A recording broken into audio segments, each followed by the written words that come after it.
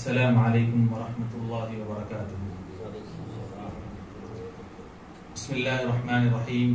الحمد للہ رب العالمین وبہ نستعین، والصلاة والسلام علی اشرف الانبیاء والمرسلین نبینا محمد وعلی آلہ واصحابہ اجمعین وعلی من تبعهم بإحسان الى یوم الدین۔ یا ایہا الناس اتقوا ربکم الذی خلقکم من نفس واحدہ وخلق منها زوجها وبث منهما رجالا كثيرا ونساء واتقوا الله الذي تساءلون به والأرحام إن الله كان عليكم رقيبا۔ يا أيها الذين آمنوا اتقوا الله وقولوا قولا سديدا يصلح لكم أعمالكم ويغفر لكم ذنوبكم ومن يطع الله ورسوله فقد فاز فوزا عظيما۔ يا أيها الذين آمنوا اتقوا الله حق تقاته ولا تموتن إلا وأنتم مسلمون۔ أما بعد فإن خير الحديث كتاب الله وخير الهدي هدي محمد صلى الله عليه وسلم وشر الأمور محدثاتها وكل محدثة بدعة وكل بدعة ضلالة وكل ضلالة في النار۔ أعوذ بالله من الشيطان الرجيم، بسم الله الرحمن الرحيم، الرحمن على العرش استوى۔ معزز حاضرین، تمام قسم کی تعریف اس اللہ وحدہ لا شریک کے لیے ہے جس اللہ نے آج ہمیں یہاں پر کچھ دین کی باتیں سننے اور سنانے کے لیے جمع فرمایا۔ درود و سلام نازل ہو تمام انبیاء کرام پر، بالخصوص آخری نبی جناب محمد رسول اللہ صلی اللہ علیہ وسلم پر، جن کی زندگی ہم تمام کے لیے اسوہ حسنہ، اسوہ کاملہ ہے۔ اللہم صلی علی محمد وعلی آل محمد كما صليت على إبراهيم وعلى آل إبراهيم إنك حميد مجيد۔ اللهم بارك على محمد وعلى آل محمد كما باركت على إبراهيم وعلى آل إبراهيم إنك حميد مجيد۔ معزز حاضرین، یہ بات ہم تمام جانتے ہیں کہ اللہ تبارک و تعالی نے انسانوں کو جس مقصد کے لیے پیدا کیا وہ اللہ تبارک و تعالی کی عبادت ہے، جیسا کہ اللہ نے کہا وَمَا خَلَقْتُ الْجِنَّ وَالْإِنسَ إِلَّا لِيَعْبُدُونَ۔ اللہ تبارک و تعالیٰ کی عبادت کا جہاں تک تعلق ہے تو اللہ کی عبادت کے اندر وہ تمام باتیں آتی ہیں، وہ تمام احکامات آتے ہیں جس کا اللہ تبارک و تعالیٰ نے ہم اور آپ کو حکم دیا ہے، جو کام اللہ تبارک و تعالیٰ نے کرنے کے ہم کو بتائے ہیں، اور جن چیزوں سے اللہ تبارک و تعالیٰ نے اور نبی صلی اللہ علیہ وسلم نے ہم کو روکا ہے، یہ تمام چیزیں اللہ تبارک و تعالیٰ کی عبادت میں آتی ہیں، یعنی ان کو بجا لانا، مأمورات پر عمل کرنا اور منہیات جن سے روکا گیا اس سے رک جانا، یہ تمام کی تمام چیزیں عبادت میں آتی ہیں۔ کیونکہ عبادت کی تعریف کرتے ہوئے علماء نے یہ بات لکھی ہے، العبادۃ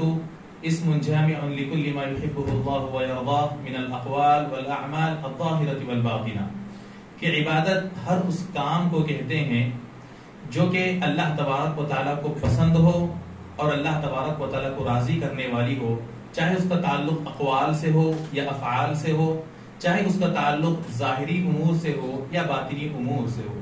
تو اب اللہ تبارک و تعالیٰ نے اگر کسی کام کے کرنے کا ہم کو حکم دیا اور اگر وہ کام کرتے ہیں تو یہ کام اللہ کو پسند ہے اور یہ کام اللہ کو راضی کرنے والا ہے، اس سے ہم اللہ کو راضی کر سکتے ہیں۔ اسی طرح اللہ تبارک و تعالیٰ نے کسی چیز سے ہم کو اگر روکا ہے اور اگر ہم اس سے رک جاتے ہیں تو یہ بھی اللہ تبارک و تعالیٰ کو راضی کرنے والی چیز ہے اور یہ چیز بھی اللہ تبارک و تعالیٰ کو پسند ہے۔ تو بہرحال اللہ تبارک و تعالیٰ نے عبادت کے مقصد سے ہم کو پیدا کیا، تو عبادت کے اندر جیسا کہ میں نے آپ کے سامنے بات رکھی کہ جو جو کاموں کا اللہ نے جن کاموں کا اللہ نے ہم کو حکم دیا ہے انہیں ہمیں بجا لانا ہے، اور جن کاموں سے اللہ نے ہم کو روکا ہے ان سے رک جانا ہے۔ اب جن باتوں کا اللہ تبارک و تعالیٰ نے ہم کو حکم دیا، بنیادی طور پر ہم انہیں دو حصوں میں تقسیم کر سکتے ہیں۔ ایک تو یہ وہ چیزیں جن کا تعلق عقیدے سے ہے، عقائد کے باب سے، اور کچھ احکام، دوسرے قسم کے احکام وہ ہیں جن کا تعلق ہمارے اپنے عمل سے ہوتا ہے۔ اگر آپ دیکھیں گے تو اسلام کے جو ارکان ہیں وہ تمام کے تمام ارکان ہمارے اپنے عملی زندگی سے تعلق رکھنے والی چیزیں ہیں، اور ایمان کے ارکان آپ اٹھا کر دیکھیں گے تو اس کا تعلق ہمارے عقیدے سے ہے۔ اللہ پر ایمان، ملائکہ پر، فرشتوں پر ایمان، رسولوں پر، کتابوں پر، آخرت کے دن پر، تقدیر پر ایمان، یہ تمام چیزیں اس کا تعلق عمل سے نہیں ہے بلکہ اس کا تعلق عقیدے سے ہے کہ آدمی ان چیزوں کے تعلق سے اس کا عقیدہ کیا ہے، اس کا ایمان کیا ہے، وہ ان تمام چیزوں میں وہ کن چیزوں کو مانتا ہے۔ اور اسلام کے ارکان آپ دیکھیں گے تو اس کا تعلق عمل سے ہے۔ تو اسلام کے اندر جن باتوں کا اللہ تبارک و تعالیٰ نے اور نبی صلی اللہ علیہ وسلم نے حکم دیا ہے، بعض کا تعلق عقائد سے ہے اور بعض کا تعلق اعمال سے ہے۔ تو بہت سارے لوگ اسلام کے اندر عام طور پر یہ چیز سمجھتے ہیں کہ اللہ تبارک و تعالیٰ نے جن باتوں کا حکم دیا ہے ان پر عمل کرنے کا یہ مطلب ہے کہ جن اعمال کا اللہ نے ہم کو حکم دیا ہے ان اعمال کو ہمیں بچا لانا ہے۔ جو کام اللہ نے کرنے کے لیے کہا وہ کر لیے، اور جن سے اللہ تبارک و تعالیٰ نے ہمیں روکا رک گئے۔ تو صرف یہی ایک اسلام کے اندر آنے والے احکامات نہیں ہے، بلکہ عقائد کا ایک باب بھی ہے جس کی اصلاح ضروری ہے، اور عقائد کی اصلاح کے بغیر ہمارے اپنے اعمال اللہ تبارک و تعالیٰ کے بغیر اللہ تبارک و تعالیٰ کے پاس قابل قبول نہیں ہوں گے۔ جب تک ہمارے عقیدے کی اصلاح نہیں ہوگی، عقیدے کی اصلاح کے بغیر کوئی بھی عمل اللہ تبارک و تعالیٰ کے پاس قابل قبول نہیں ہوگا۔ اگر ہمارا صحیح اللہ پر ایمان نہیں ہے، جن معنوں میں نبی پر ہمارا ایمان ہونا چاہیے ویسا ایمان اگر ہمارا نہیں ہے، فرشتوں پر جس طرح سے ایمان ہونا چاہیے ویسا اگر ہمارا ایمان نہیں ہے، یعنی کسی بھی معاملے میں جو بھی چیزیں عقیدے کے باب میں آتی ہیں، عقیدے کے اندر آتی ہیں، ان میں ہمارا جیسا ایمان ہونا چاہیے ویسا اگر ایمان نہیں، پھر اس کے بعد اگر ہم کتنے بھی اعمال کر لیں، کتنے بھی مأمورات کو بچا لیں، کتنے بھی منہیات سے ہم اپنے آپ کو بچا لیں، یہ تمام چیزیں اللہ تبارک و تعالیٰ کے پاس قابل قبول نہیں ہوگی، ان کی کوئی اہمیت اللہ تبارک و تعالیٰ کے پاس نہیں ہوگی۔ تو عقیدے کے باب میں جو باتیں آتی ہیں ان میں سب سے پہلی چیز تو اللہ تبارک و تعالیٰ پر ایمان ہے۔ اب اللہ تبارک و تعالیٰ پر ایمان کے اندر بہت سارے اس کے اندر ذیلی عناوین آتے ہیں، بہت ساری باتیں آتی ہیں۔ ان میں سے ایک چیز جو کہ آج کا ہمارا اور آپ کا عنوان ہے کہ اللہ تبارک و تعالیٰ ہر جگہ پر ہے، یا یہ کہ یوں کہہ سکتے ہیں کہ اللہ تبارک و تعالیٰ کہاں پر ہے۔ تو اگر اس سوال کا ہم اور آپ جواب تلاش کرنا چاہیں گے تو قرآن مجید کا اگر ہم مطالعہ کریں گے تو دو قسم کی آیتیں ہم اور آپ کو ملتی ہیں۔ اسی بنیاد پر بعض لوگوں نے بعض آیتوں کی روشنی میں یہ بات کہی کہ اللہ تبارک و تعالیٰ دنیا میں ہر جگہ موجود ہے، اور کچھ آیتوں کی روشنی میں بعض علماء نے یہ بات کہی کہ اللہ تبارک و تعالیٰ عرش پر مستوی ہے۔ آئیے ہم اور آپ ان دونوں باتوں کے درمیان دیکھتے ہیں دلائل کی روشنی میں اور علماء کے اقوال کی روشنی میں کہ ان دو باتوں میں سے کون سی بات صحیح ہے کہ اللہ تبارک و تعالیٰ کہاں پر ہے۔ اس کا جواب کیا ہے کہ اللہ ہر جگہ پر موجود ہے، یا یہ کہ اللہ تبارک و تعالیٰ عرش پر مستوی ہے۔ جہاں تک یہ بات ہے کہ اللہ تبارک و تعالیٰ ہر جگہ پر موجود ہے تو اس کی دلیل جو ہم اور آپ کو قرآن کے اندر نظر آتی ہے وہ یہ کہ اللہ تبارک و تعالیٰ سورۃ المجادلہ میں یہ بات بیان فرماتے ہیں کہ اگر دو لوگ مل کر سرگوشی کر رہے ہوتے ہیں تو اللہ نے کہا کہ اللہ ان میں کا تیسرا ہوتا ہے، یعنی اللہ تبارک و تعالیٰ تیسرا وہاں پر موجود ہوتا ہے۔ اگر تین ہیں تو اللہ وہاں پر چوتھا ہے۔ پھر آخر میں آیت کے آخر میں اللہ تبارک و تعالیٰ نے کہا وَهُوَ مَعَكُمْ أَيْنَمَا كَانُوا، وہ آپ جہاں پر بھی رہو اللہ تبارک و تعالیٰ تمہارے ساتھ ہے۔ تو اس طرح قرآن کے اندر کچھ آیتیں ایسی ہیں جن کے اندر یہ معنی اور مطلب ہم اور آپ کو معلوم ہوتا ہے کہ اللہ تبارک و تعالیٰ ہر جگہ پر موجود ہے، اللہ تبارک و تعالیٰ ہمیشہ لوگوں کے ساتھ رہتے ہیں، اللہ تبارک و تعالیٰ لوگوں کے درمیان رہتے ہیں۔ اس طرح کی باتیں ہم اور آپ کو کچھ آیتوں کے مفہوم سے ہم اور آپ کو یہ چیزیں سمجھ میں آتی ہیں۔ تو اسی بنیاد پر بعض لوگوں نے یہ بات کہی کہ اللہ تبارک و تعالیٰ ہر جگہ پر موجود ہے، دنیا میں ہر جگہ اللہ تبارک و تعالیٰ موجود ہے۔ اب دوسری بات جہاں تک کہیں تو قرآن کی دلائل کی روشنی میں یہ بات بھی کہی جاتی ہے، جو کہ دوسرا قول ہے، دوسری بات ہے کہ اللہ تبارک و تعالیٰ عرش پر مستوی ہے۔ جیسا کہ اللہ تبارک و تعالیٰ نے قرآن مجید کے اندر ایک سے زائد آیتوں کے اندر یہ بات بیان فرمائی، کہا الرحمن علی العرش استوى، کہ رحمان عرش پر مستوی ہے، اللہ تبارک و تعالیٰ عرش پر ہے۔ اب دلائل، ایک قسم کی دلائل دیکھیں گے تو ہمیں یہ بات پتہ چلتی ہے کہ اللہ تبارک و تعالیٰ ہر جگہ پر موجود ہے۔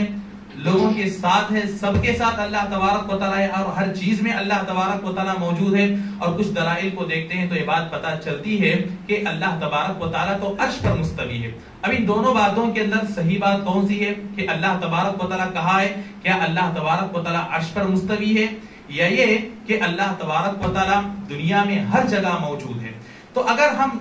ان دونوں اقوال کے درمیان،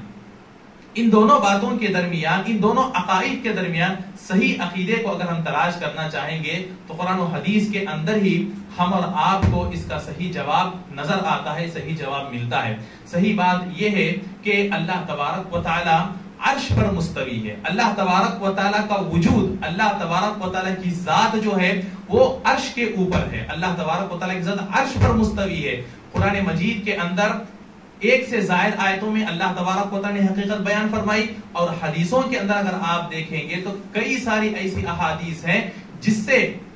ہم اور آپ کو یہ بات معلوم ہوتی ہے کہ اللہ تبارک و تعالی کی ذات ساتوں آسمانوں کے اوپر ہے۔ جیسا کہ ایک مشہور واقعہ ہے، ایک بڑھیا جن سے سوال کیا گیا کہ اللہ تبارک و تعالی کہا ہے این اللہ، تو اس بڑھیا نے کہا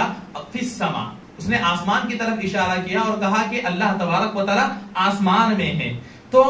یہ جو عقیدہ ہے، اس عقیدے کے ساتھ وہ بڑھیا اگر مرتی ہے تو ہمیں حدیثوں کی روشنی میں بات معلوم ہوتی ہے کہ وہ بڑھیا صحیح عقیدے پر مر رہی ہے، اس کی وفات اگر ہو رہی ہے تو صحیح عقیدے کے اوپر ہو رہی ہے، جس کا یہ عقیدہ ہے کہ اللہ تبارک و تعالیٰ دنیا میں ہر جگہ موجود نہیں ہے، بلکہ اللہ تبارک و تعالیٰ آسمان میں موجود ہے، آسمانوں کے اوپر موجود ہے۔ اب آسمانوں کے اوپر کہاں ہے؟ تو پھر ہمیں اس کا تفصیلی جواب ملتا ہے کہ اللہ تبارک و تعالیٰ عرش پر مستوی ہے۔ اب اس سلسلے میں یہ بات بھی ہم یاد رکھیں کہ اللہ تبارک و تعالیٰ عرش پر کیسے مستوی ہے۔ اس سلسلے میں علماء کرام نے ہم اور آپ کو یہ بات بتائی ہے کہ الاستواء معلوم والکیف مجہول، الایمان بہ واجب والسؤال عنہ بدعہ، کہ استواء اللہ تبارک و تعالیٰ مستوی یہ ہم کو معلوم ہے، والکیف مجہول، لیکن اس کی کیفیت کیا ہے یہ ہمیں معلوم نہیں ہے، اس کی اللہ تبارک و تعالیٰ نے ہم اور آپ کو اطلاع نہیں دی ہے۔ اللہ تبارک و تعالیٰ نے نہ اللہ کے نبی صلی اللہ علیہ وسلم نے ہم اور آپ کو بتایا ہے کہ اس کی کیا کیفیت ہے، اللہ تبارک و تعالیٰ کس طرح سے عرش کے اوپر مستوی ہے۔ اور پھر تیسری بات بتائی الایمان بہ واجب، جب ہم کو پتہ چل گیا، جب اللہ نے بتا دیا، حدیثوں سے ہمیں پتا چلا کہ اللہ تبارک و تعالیٰ عرش پر مستوی ہے، تو کہا کہ ایمان اس پر لانا واجب ہے۔ اور اگر کوئی آدمی اس سلسلے میں، اس کی کیفیت کے سلسلے میں سوال کرتا ہے تو کہا گیا کہ یہ بدعت ہے۔ اسی طرح اللہ تبارک و تعالیٰ کے جتنے اسماء ہیں، اللہ تبارک و تعالیٰ کے جتنے صفات ہیں، ان تمام سے متعلق علماء کرام، سلف کے جو علماء ہیں، اسلاف نے یہی قاعدہ ہم اور آپ کو بتایا ہے کہ ان چیزوں پر ہمارا ایمان واجب ہے، یہ ہم کو معلوم ہے، لیکن اس کی کیفیت ہم کو معلوم نہیں، ایمان اس پر واجب ہے، اور اس کے تعلق سے سوال کرنا بدعت ہے۔ تو اب اللہ تبارک و تعالی عرش پر مستوی ہے، یہ ہمارا عقیدہ ہے۔ کیسے مستوی ہے، اس کی کیا کیفیت ہے، کیا حیت ہے، کیا حالت ہے، اللہ تبارک و تعالی کس طرف اللہ تبارک و تعالی رخ کیے ہوئے ہے، ان تمام چیزوں کی تفصیلات کے اندر ہم اور آپ کو جانا نہیں ہے، کیونکہ ان تمام چیزوں سے ہم اور آپ کو روکا گیا ہے۔ بس ہمارا یہ عقیدہ ہے کہ اللہ تبارک و تعالی ساتوں آسمانوں کے اوپر اپنی مخلوق عرش کے اوپر اللہ تبارک و تعالی مستوی ہے، اور اس کی کیفیت کے تعلق سے ہم اور آپ کا علم نہیں ہے، ہم اور آپ کو اس کے بارے میں جاننے کی ضرورت بھی نہیں ہے۔ اب یہ جو آیتیں ہیں، جن آیتوں سے ہم اور آپ کو یہ بات معلوم ہوتا ہے کہ اللہ تبارک و تعالی ہر جگہ ہے، یا یہ کہ اللہ تبارک و تعالی تمام کے ساتھ ہے، تو اس کے تعلق سے علماء کرام نے، مفسرین نے دلیلوں کی روشنی میں ہم اور آپ کو یہ بات بتائی ہے کہ اللہ تبارک و تعالی اپنے علم کے ساتھ ہمارے ساتھ ہے۔ یعنی کہ اللہ تبارک و تعالی، آپ دونوں آیتوں کو جمع کریں کہ جس آیت میں یہ بات ہے، جن آیتوں کے اندر یا جن احادیث کے اندر یہ بات ہے کہ اللہ تبارک و تعالی عرش پر ہے، اور جن آیتوں سے ہمیں یہ بات معلوم ہوتی ہے کہ اللہ ہر جگہ ہے، دونوں کو جمع کریں گے تو ہمیں یہ بات معلوم ہوگی کہ اللہ کی ذات عرش پر ہے، اور اللہ تبارک و تعالی کا علم دنیا کے تمام کونوں کے اندر پھیلا ہوا ہے۔ ہم تمام کے ساتھ اللہ تبارک و تعالی ہے، مطلب یہ کہ اللہ تبارک و تعالی کا علم ہمارے ساتھ ہے، اللہ تبارک و تعالی ہمیں جانتا ہے، ہم کسی بھی حالت میں کیوں نہ ہو، ہم اور آپ کس کے ساتھ بھی کیوں نہ ہو، چاہے دن کی روشنی میں ہو یا رات کی تاریکی میں ہو، اللہ تبارک و تعالیٰ کا علم ہمارے ساتھ ہے، اللہ تبارک و تعالیٰ ہمیں دیکھ رہا ہے، اللہ تبارک و تعالیٰ ہماری باتوں کو سن رہا ہے، ہمارے افعال پر اللہ تبارک و تعالیٰ کی نظر ہے۔ تو آیتوں کو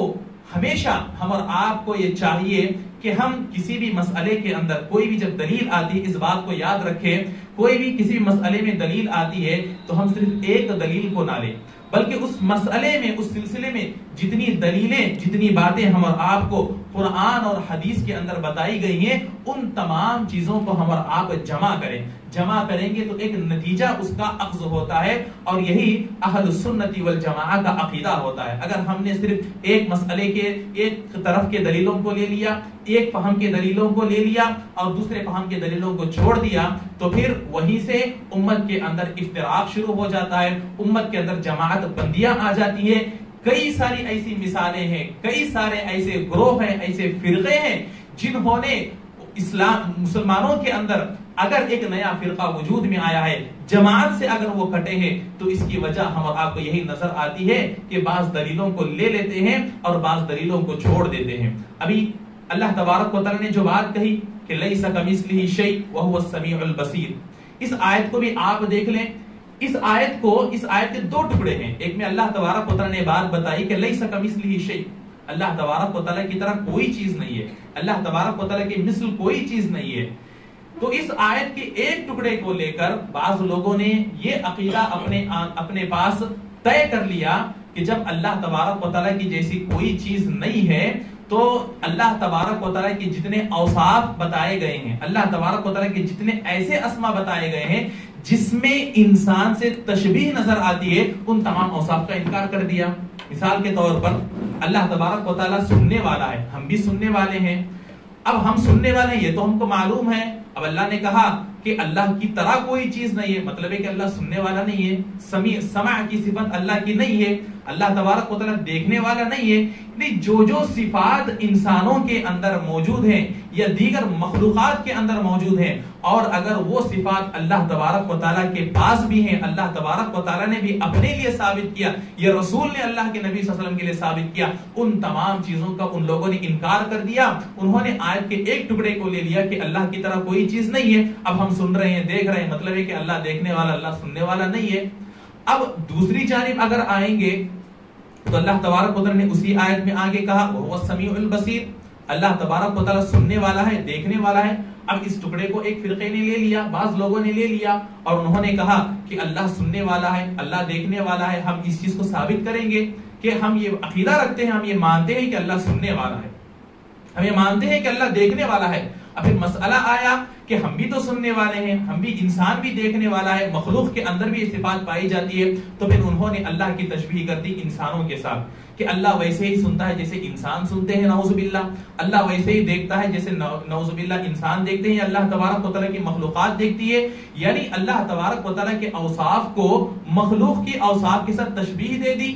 اب مسئلہ کہاں آیا، کہاں پر یہ چیز آئی، یہ گمراہی کہاں سے شروع ہوئی کہ ایک فرقے نے تو کہا کہ اللہ تبارک و تعالیٰ کی یہ اوصاف ہے ہی نہیں، اور ایک فرقے نے کہا کہ اللہ کی جو بھی اوصاف ہیں وہ اللہ کی مخلوق کے اوصاف کی طرح ہے۔ مسئلہ اس وجہ سے آیا کہ انہوں نے آیت کو مکمل طور پر نہیں لیا، آیت کو مکمل طور پر نہیں سمجھا، یہ کہ ان کو جو بات سمجھ میں آئی اس سے متعلق جتنی دلیلیں تھی ان دلیلوں کو انہوں نے لے لیا، اور ان کی بات جو سمجھ میں آئی تھی اس کے خلاف جو دلیلیں تھی ان کو چھوڑ دیا۔ اب اہل السنہ والعقیدہ کا والجماعہ کا یہ عقیدہ ہے کہ وہ کوئی بھی مسئلہ آتا ہے تو اس سلسلے میں جتنی دلیلیں آتی ہیں ان کو جمع کرتے ہیں۔ ابھی اسی آیت کو آپ دیکھ لیں، دونوں ٹکڑوں کو آپ اٹھا کر دیکھیں گے تو اہل السنہ والجماعہ کا عقیدہ ہم اور آپ کو ملتا ہے۔ انہوں نے کہا کہ ہاں اللہ تبارک و تعالیٰ کی مثل کوئی چیز نہیں ہے، اللہ تبارک و تعالیٰ کی طرح کوئی نہیں ہے۔ پھر اللہ خود کہہ رہے ہیں کہ اللہ سننے والا ہے، اب ہم بھی سننے والے ہیں۔ مطلب کیا ہوا کہ اللہ سننے والا ہے لیکن اللہ کا سننا ہماری طرح نہیں ہے، یسمع لا کسمعنا، اللہ سنتا ہے لیکن ہماری طرح نہیں، اللہ دیکھتا ہے لیکن ہماری طرح نہیں۔ اللہ تبارک و تعالیٰ کی سننے کی جو طاقت ہے اور انسان کے سننے کی جو طاقت ہے اس میں زمین آسمان کا فرق ہے۔ ہمارے دیکھنے کی جو طاقت ہے، اللہ کے دیکھنے کی جو طاقت ہے اس میں زمین آسمان کا فرق ہے۔ اللہ کے ہاتھ ہیں لیکن اللہ کے ہاتھ ہمارے ہاتھ کی طرح نہیں ہے، اللہ کا چہرہ ہے لیکن اللہ کا چہرہ ہمارے چہرے کی طرح نہیں۔ تو اس طرح سے اہل السنت والجماعہ نے یہ عقیدہ قائم کیا۔ کیسے قائم کیا یہ عقیدہ؟ تمام دلیلوں کو جمع کیا، تمام قسم کی دلیلوں کو جمع کیا. اب اللہ تبارک و تعالیٰ کہاں پر موجود ہے اس مسئلے کو بھی آپ اٹھا کر دیکھیں گے تو اس کے اندر بھی جو گمراہی آئی وہ اسی نتیجے میں کہ انہوں نے ایک طرح کے دلیلوں کو لے لیا اور دوسری قسم کی جو ادلہ ہیں جس سے یہ بات واضح طور پر ہم اور آپ کو ثابت ہوتی ہے کہ اللہ تبارک و تعالیٰ کا وجود آسمانوں کے اوپر عرش کے اوپر اللہ تبارک و تعالیٰ کا وجود ہے, اللہ تبارک و تعالیٰ کی ذات ہے. ان دلیلوں کو ان لوگوں نے چھوڑ دیا جس کی وجہ سے گمراہی کے شکار ہو گئے. اگر ہم یہ بات کہیں کہ اللہ تبارک و تعالیٰ کا وجود ہر جگہ پر ہے, اللہ تبارک و تعالیٰ ہر جگہ پر موجود ہے, اللہ تبارک و تعالیٰ ہر چیز میں موجود ہے, تو پھر جو لوگ شرک کرتے ہیں وہ شرک نہیں ہوا. اگر ہم یہ کہتے ہیں کہ اللہ تبارک و تعالیٰ ہر جگہ موجود ہے, ہر چیز میں اللہ تبارک و تعالیٰ موجود ہے, تو جو لوگ بتوں کی عبادت کرتے ہیں تو بت میں بھی اللہ تبارک و تعالیٰ موجود ہے, نعوذ باللہ. جو لوگ کسی اور چیز کی عبادت کرتے ہیں نعوذ باللہ اللہ تبارک و تعالیٰ اس میں بھی موجود ہے, تو پھر شرک کہاں ہوا؟ کوئی بھی آدمی دنیا کے اندر مشرک نہیں ہے. اگر اس عقیدے کو مان کر چلیں, اگر میں آپ میں سے کسی کی عبادت کروں گا تو میں بھی توحید پر ہوں, یا ہے کہ کسی چیز کی اس موبائل کی عبادت کروں گا تب بھی میں توحید پر ہوں کیونکہ اللہ تبارک و تعالیٰ اس میں بھی موجود ہے. اگر اس مائک کی میں عبادت کروں گا تب بھی میں توحید پر ہوں کیونکہ اللہ تبارک و تعالیٰ اس میں بھی موجود ہے. لیکن ایسا عقیدہ تو اللہ تبارک و تعالیٰ نے ہم اور آپ کو نہیں سکھایا. ایسی بات تو صحابہ کرام نے, نبی صلی اللہ علیہ وسلم نے ہم اور آپ کو نہیں سکھائی. اہل سنت والجماعہ نے تو ہم اور آپ کو ایسا عقیدہ نہیں سکھایا اور ایسی بات ان کے سمجھ میں نہیں آئی. بلکہ تمام ائمہ اہل سنت والجماعہ کے تمام ائمہ کا یہ عقیدہ ہے. وہ کہتے ہیں کہ تمام علماء کا اس بات پر اجماع ہے, اتفاق ہے کہ اللہ تبارک و تعالیٰ ساتوں آسمانوں کے اوپر عرش پر مستوی ہے, کیونکہ اللہ تبارک و تعالیٰ نے واضح اور صریح الفاظ میں یہ بات کہی الرحمن علی العرش استوى, کہ اللہ تبارک و تعالیٰ عرش پر مستوی ہے. بہت سارے اقوال علماء کرام کے اس سلسلے میں ہیں جو یہ کہتے ہیں کہ تمام ائمہ کا یہ عقیدہ ہے, اجماع ہے کہ اللہ تبارک و تعالیٰ کی ذات عرش پر مستوی ہے. اور بعض ائمہ نے تو یہ بات تک کہی ہے کہ اگر کوئی آدمی یہ کہتا ہے کہ وہ آدمی کہ اللہ تبارک و تعالیٰ ہر جگہ موجود ہے, اللہ تبارک و تعالیٰ عرش پر مستوی نہیں ہے, تو وہ یہاں تک اتنے سخت الفاظ استعمال کرتے ہیں کہ ایسے آدمی کو اٹھا کر کوڑے ڈال میں ڈال دینا چاہیے, کچرے کے ڈبے میں ایسے آدمی کو اٹھا کر ڈال دینا چاہیے. ایسے الفاظ, یعنی کہ اس آدمی کا جس طرح ہمارے گھر میں کچرے کی حیثیت ہوتی ہے کہ اس کو استعمال کیے, کچرے میں کون سی چیزیں ڈالی جاتی ہیں جس سے اب کوئی فائدہ نہیں ہے. اب ہمارے گھر میں اگر کوئی چیز استعمال والی نہیں ہے, اب ہم کو اس کی ضرورت نہیں, ہم اٹھا کر کچرے میں ڈال دیتے ہیں. اس آدمی کو کچرے میں اٹھا کر ڈال دو, مطلب یہ ہے کہ اس آدمی کی معاشرے کو ضرورت نہیں ہے, نہ اس کے عقیدے کی ضرورت ہے, نہ اس کے سوچ کی ضرورت ہے, نہ اس کے وجود کی ضرورت ہے, بلکہ اٹھاؤ اس کو کچرے میں پھینک دو. ایسے آدمی کا ایسا آدمی اگر معاشرے میں رہے گا تو جس طرح کچرا گھر میں رہنے سے بدبو پھیلتی ہے, اسی طرح ایسا آدمی معاشرے میں رہے گا تو اس کی غلط عقیدہ وہ آدمی اپنے اندر پال رہا ہے, اس عقیدے سے بہت سارے لوگ متاثر ہوں گے اور یہ عقیدے کی بدبو معاشرے کے اندر پھیل جائے گی. تو سب سے پہلے جیسا کہ ہم نے بات بتائی کہ عقیدے کی اصلاح ہم اور آپ کے لیے ضروری ہے. معاشرے کی اصلاح کی جب بات آتی ہے تو سب سے پہلے معاشرے کی اصلاح کی ابتدا ہمارے اور آپ کے عقیدے کی اصلاح سے ہونی چاہیے, کیونکہ جب تک عقیدہ درست نہیں, جب تک عقیدہ ہمارا اور آپ کا صحیح نہیں ہوگا, شروع میں بھی ہم نے بات بتائی کہ ہمارا اور آپ کا عمل اللہ تبارک و تعالیٰ کے پاس قابل قبول نہیں ہوگا. تو اللہ تبارک و تعالیٰ پر ہم اور آپ کو ایمان لانا ہے. اللہ تبارک و تعالیٰ پر ایمان کے سلسلے میں جتنی شقیں ہمارے سامنے آتی ہے ان تمام پر ہمارا ایمان ہونا چاہیے. اور اسی شق کے اندر ایک شق یہ بھی ہے کہ اللہ تبارک و تعالیٰ کہاں پر ہے, تو ہم نے یہ بات معلوم کی کہ اللہ تبارک و تعالیٰ عرش پر مستوی ہے. خلاصہ کلام یہی کہ اللہ تبارک و تعالیٰ مستوی ہے تو عرش پر, یعنی اللہ تبارک و تعالیٰ کا وجود اور اللہ تبارک و تعالیٰ کی ذات عرش کے اوپر مستوی ہے. لیکن اگر اللہ تبارک و تعالیٰ ہر جگہ پر ہے تو مطلب یہ کہ اللہ کی ذات ہر جگہ پر نہیں ہے, بلکہ اللہ تبارک و تعالیٰ کا علم ہر جگہ پر ہے. اللہ تبارک و تعالیٰ اپنے علم کے ساتھ تمام پورے جہانوں کو گھیرا ہوا ہے. اللہ تبارک و تعالیٰ اپنے علم کے ساتھ ہم تمام کے ساتھ ہے. اللہ تبارک و تعالیٰ ہم تمام کے ایک ایک فعل پر, ایک ایک حرکت پر, ایک ایک قول پر اور ایک ایک اشارے پر اللہ تبارک و تعالیٰ کی نظر ہے. اللہ تبارک و تعالیٰ کے علم میں یہ تمام چیزیں ہیں, یہ تمام باتیں اللہ تبارک و تعالیٰ کے علم میں. تو علم کے ذریعے سے اللہ تبارک و تعالیٰ ہم تمام کو گھیرے ہوئے ہیں، ہم تمام کے ساتھ ہے۔ جہاں تک اللہ کے وجود کی اور ذات کی بات ہے تو اللہ تبارک و تعالیٰ کا وجود اور اللہ تبارک و تعالیٰ کی ذات عرش پر مستوی ہے۔ یہی عقیدہ ہم اور آپ کو اللہ تبارک و تعالیٰ کی کتاب قرآن مجید کی آیتیں اور نبی صلی اللہ علیہ وسلم کی احادیث، اسی طرح صحابہ اکرام کے اقوال اور صحابہ اکرام کے بعد جو تابعین ہیں، تبع تابعین ہیں، اہل السنت والجماعہ کے جو ائمہ ہیں، ان کے باتوں سے، ان کے اقوال سے، ان کے عقیدے سے یہی عقیدہ ہم اور آپ کو معلوم ہوتا ہے کہ اللہ کی ذات عرش پر مستوی ہے اور اللہ تبارک و تعالیٰ کا علم